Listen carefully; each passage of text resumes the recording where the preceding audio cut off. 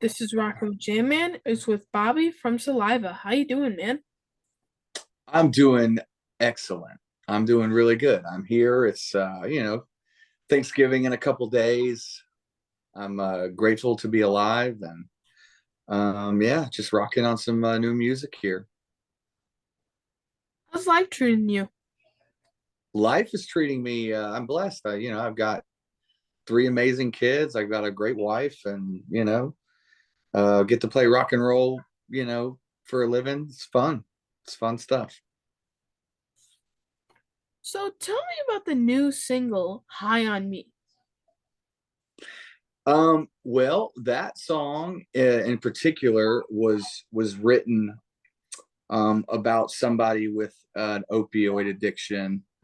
Um, someone that just you try and figure them out and understand them, whether it's a relationship or it's a friend or whatever. But the perspective that I had was, somebody who is it me or is it the drugs that's keeping you like around. um Everybody kind of has their own demons and their own things that they battle and go through. I've definitely been there. But I think it's one of those songs. I think it can make you think. It'll make people think about it, when you read the lyrics. And you probably know somebody who's gone through it, or even from personal, experiences and stuff. So yeah. So is this song personal to you then? Yeah, absolutely. It is. I had one of my best friends die from um, you know, same thing just a few months ago. So it's definitely, it's kind of why I wanted to choose that to release that, because I feel like people need to hear it, because I think music does connect with people. And if it's a song that can help somebody, then that's amazing. It is a shame that people abuse medication that others need to live. It's really sad because there are people that have to suffer because drug addicts do that. Right.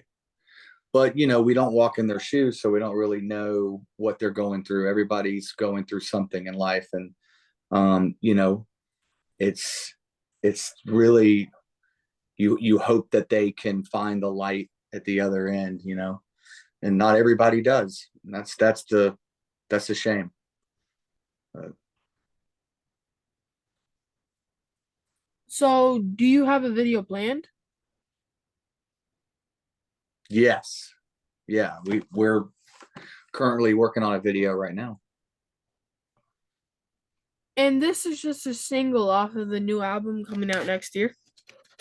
Yeah, the record comes out in March. I think March is what we're shooting for. So right now we're putting out singles. We'll go to radio with this one. And you'll just keep putting singles out until the record drops, I guess. Now I heard this track and I heard Crows and Revelation Man so far. Okay. Which one do you like the best?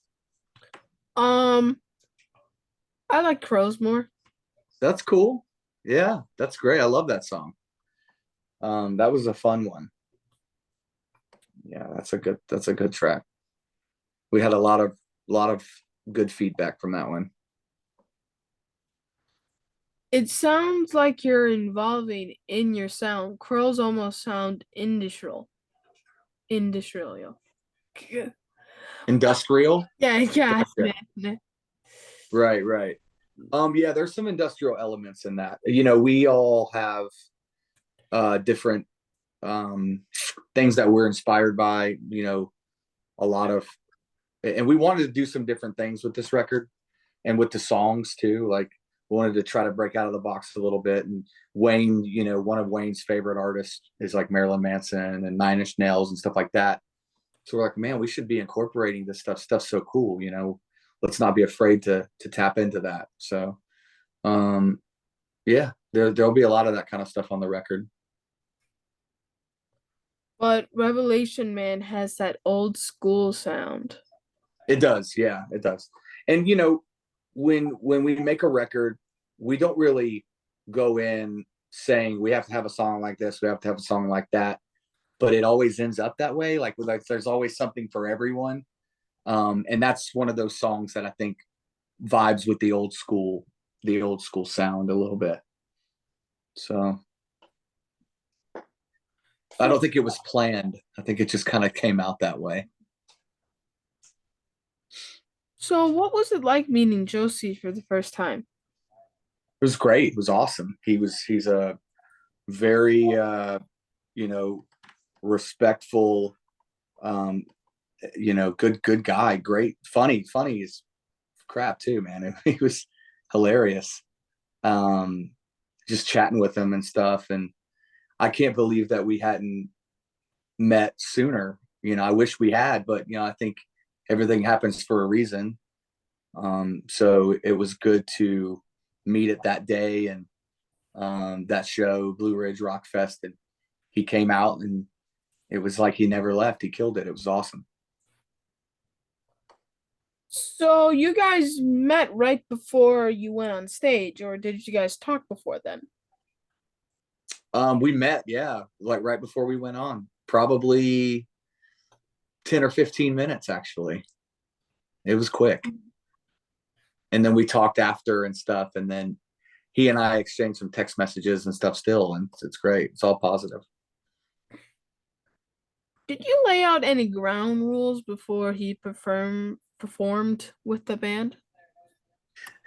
that's that's really funny. No, actually, um, I wanted him to have that his time and his moment on the stage. I mean, that was the whole goal when we had planned to do it, was for him to actually, you know, do three. We weren't sure if it were going to be like three or four songs. They kept cutting the set. Like, I think when we originally were supposed to do the show, it was going to be an hour, but then our set got bumped to 45 minutes.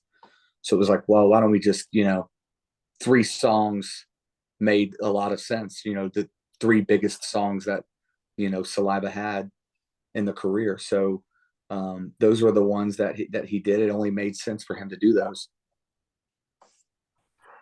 Now I have to ask, did it make you nervous at all about him playing with the band? No, no, not at all. I think it's, the thing I'm about to say is like with press, and it's almost like the media outlets and the rock websites and stuff, they want it's like they want there to be drama, or they want there to be turmoil, or they want there to be like this thing, because that's how they sell, clicks, and you want people to read negative stuff. And it was never like that at all, even before the show, or um but when he got on stage, it was like a happy feeling. I was smiling and stoked for the guy, because he hadn't been on stage in over a decade. And I can only imagine what that felt like for him. I've been basically performing with the band, the last almost 11 years. We're like in the 11th year now. Yeah, because I joined in 2011 November. um and thinking about it, from that moment to now, I've gotten to do a lot of really cool things and play on a lot of big stages and play on a lot of small stages, and you name it, and kind of travel the world. And a lot of that, is a blessing, I would say. A lot of things happened in those 11 years, and without him in the band the previous 10 years, then none of that happens. So I feel like I owe a whole great deal of respect to him as well, just for him helping create what is Saliva today. What I mean is that it seems people are really into nostalgia these days. People are really like into nostalgia these days. And the Mm-hmm. fans might want to see him more, and that might get the rest of the band thinking about that. Right. Well, I mean, you never know. I mean, you can't shut out any what the future holds. You know, you never know what's going to happen. I know right now we're just focusing on a record. That's kind of what our goal is. And I know he's working on solo stuff, and he's trying to get the solo record done that he's working on. And you know, he's had some shows, and I know he's working on that. And you know, and for us, it's that's our goal. We don't really know what's in the future, or what the band may do. Who knows? Would you ever do more shows and just bring him out to sing some of the hits? He was a part of you to sing the newer stuff. I mean, I think just having him, you know, at shows and having him involved is a great. It's awesome. It was like I know that the way that that show went down, it could not have went any more smooth and better. And I think like it was just super professional, and it was fun. You know, it's sometimes good to you know put the fire under the rear end a little bit. It's good to do that. So Or do you feel like he had his chance and moved on and now this is your band? no, I mean I think like you know we were already doing stuff, working on you know new record and all that stuff when that show happened. I don't think that show derails what we're doing at all. I think if you know, and like I said, he was already doing his stuff too.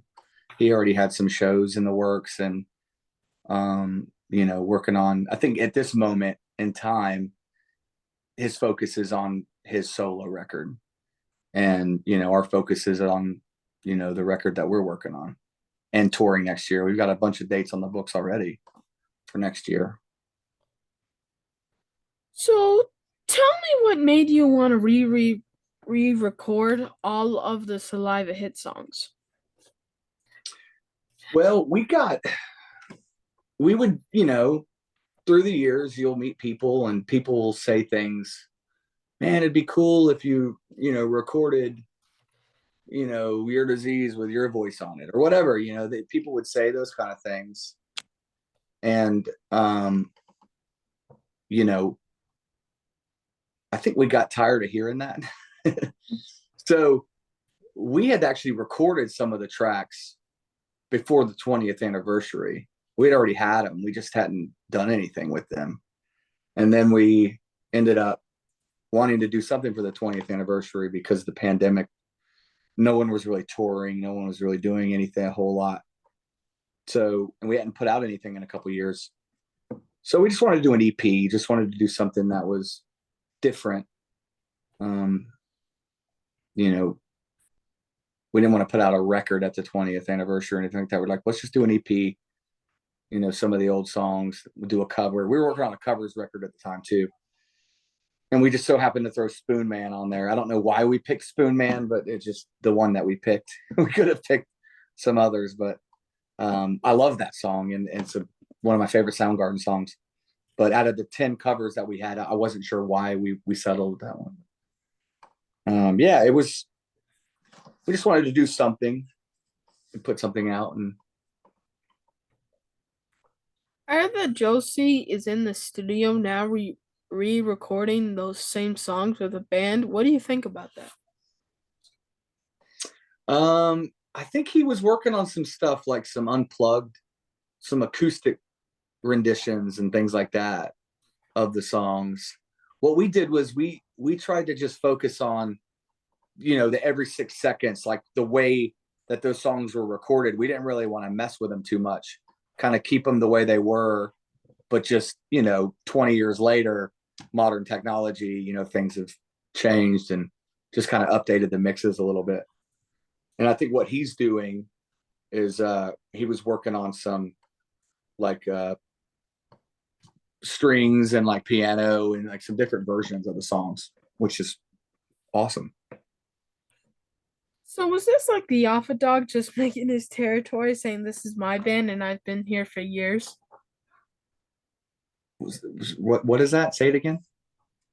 So was this like the alpha dog just marking his territory, saying this is my band and I've been here for years?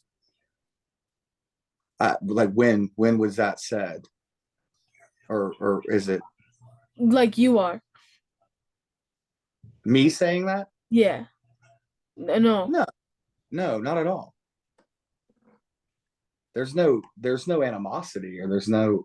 These are kind of weird questions. Did you come up with these? Yes. Yeah, like that's not a. The thing is there's no drama, there's no animosity, there's no marking territories, there's none of that. That's a silly question. What was it like the first time you heard yourself on the radio? The first time I heard myself on the radio, I thought, "Wow, I sound funny." I thought I sounded funny. I see you have a few dates next month. Is that right? Yeah. What is it like touring after the pandemic? Um. Well, it made you realize how grateful that we are that we can play live music, because during the pandemic you couldn't. And getting on stage again was fun. It made, realizing why we do this. This is why we do it. You know, I've been to a few shows and fans seem more into the shows after not being able to rock out for years. I think so. I think we all, are stoked and grateful that music's back and we can get back to shows. I mean, I think ticket prices are a little insane on a lot of these concerts that are going on right now, and the third party, ticket brokers and outlets are kind of screwing that for everybody. But you know, what do you do? I see you dancing around my area here in Buffalo, but no date. Do you need me to make a call? I can get you a gig here. In Buffalo? Oh Yeah. yeah, man. Great. We love Buffalo. It's cold up there. You're in Buffalo. I'm in Florida. Weather is lightless, is very different. Maybe we can do like a Rock Jam and Christmas show in my hometown, and we can get everyone to bring a toy to donate to kids who need them. I have some famous friends that can join for a kick-ass show. That would be amazing. Anything like that, where count us in. What is life like on the road for you? It's you have good days, you have bad days. You just try to make the best of it, and you know you you're missing things like your family and stuff, but you you kind of have your second family out there, and you just try to enjoy it. What's the best venue you've ever played? The best venue, Yeah. um hmm there've been some good ones. Machine Shop is fun. I like that one. I like the Fremont Street experience in Las Vegas is really cool too, because you can see all of like the casino lights and everything. And but there's been a lot of cool venues. And what's the worst? The worst, oh man, let me think about this. Typically you try to like forget about those. Uh, hmm. There's been a few of those, so I don't know that I can pinpoint one in particular. Ugh. I guarantee you the worst, it probably isn't a venue anymore. It's probably not around. Yeah, that's a tough one. I will say there was a venue we played in where was that? It was somewhere in Kentucky. I don't remember the city. It may have been, I don't think it was Owensboro. I don't know. Anyways, the venue was, they had no stage, they had nothing. We show up, there's no stage. They were trying to move everything outdoors. It was like 105 degrees outside. It was brutal hot. We're like, no, needs to be inside. You got to be able to stay. So it was bad. That's probably the worst. I don't remember the name of it though, but that one. That's one we always compare if we're playing a venue that's close to it, like, but it doesn't compare to Kentucky. But yeah, that's a tough question. What's on your rider? What's what What's on on the your rider? Yeah, on your rider. You know, things like Gatorades and water and towels and bananas and cashews, black socks, toothpaste, Listerine, all that stuff. Brown M&Ms only. Do you have a ritual before you guys go on stage? A ritual. Well, we just kind of do this thing where we say "don't suck" and like point at each other, "don't suck," and just try to go out and give our best show. Um, Ever have a crazy interaction with a fan? Crazy interaction. There's been a few of those. Yeah, I mean, you're gonna get those though. Those come and go. I mean, with anybody. But yeah, there have been some fun interactions and some not so fun interactions. What do you do on your downtime for fun?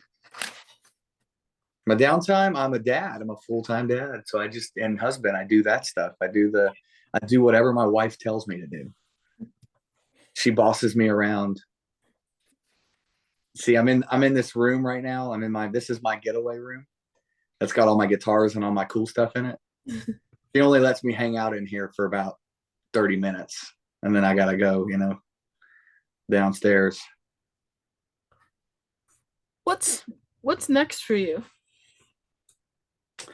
Next is gonna finish up some vocals on some songs, and you know, I'm gonna have a good Thanksgiving and gonna go hang out with the family this weekend, and then we're gonna go do some shows and rock some shows in December in the Northeast where it's really cold.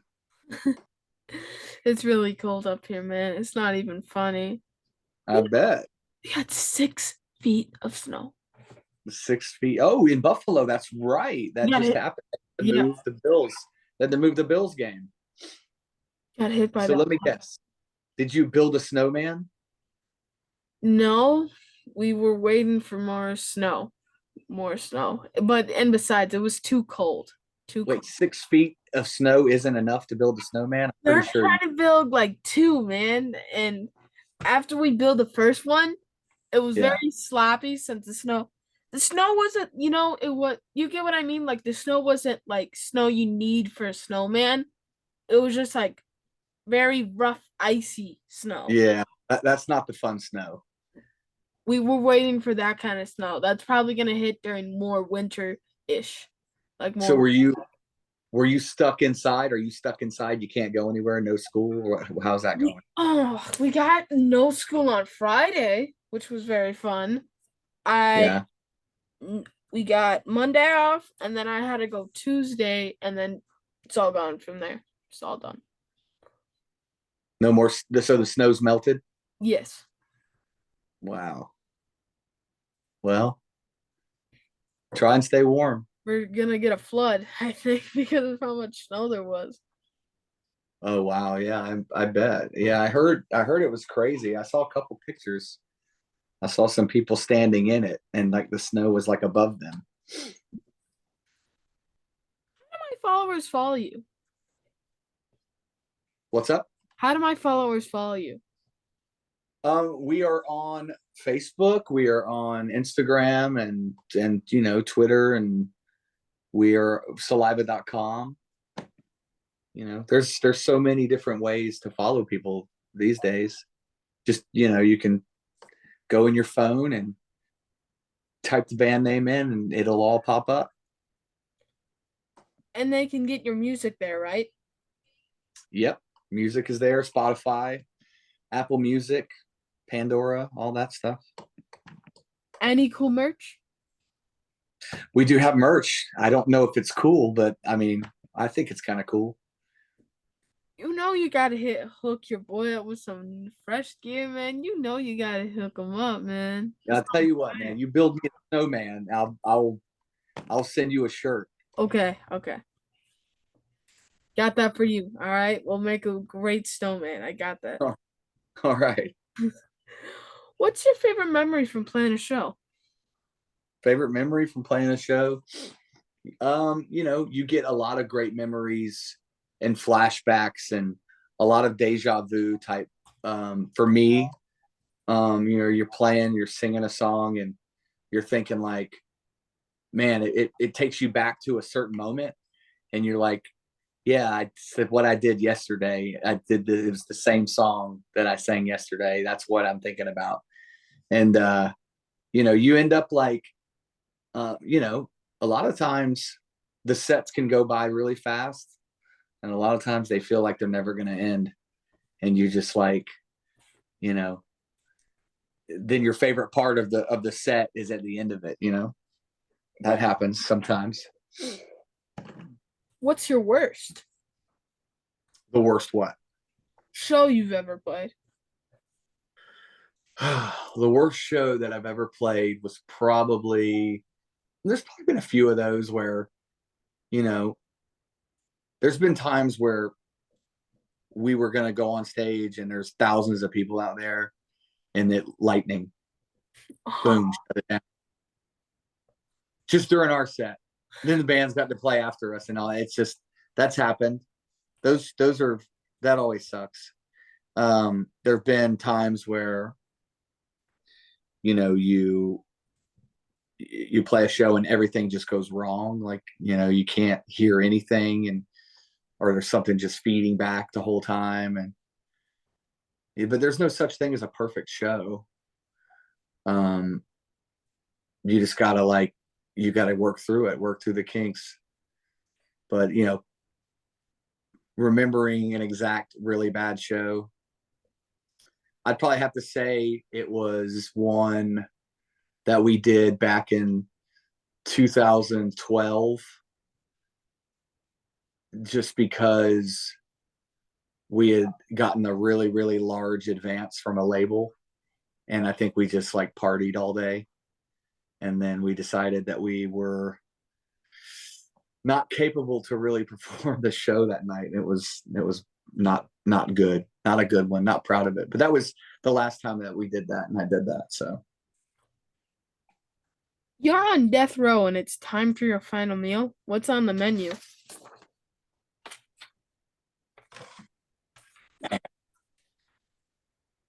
you know what? Chick-fil-A.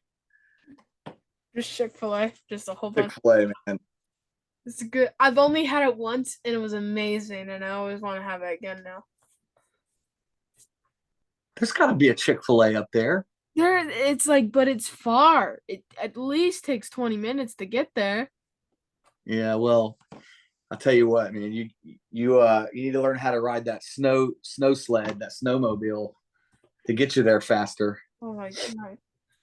I've had a milk. It was a very fun time. But it was only on a special day that I could get it. If Yeah, if you could have any superpower, what would you choose? I would choose to be invisible.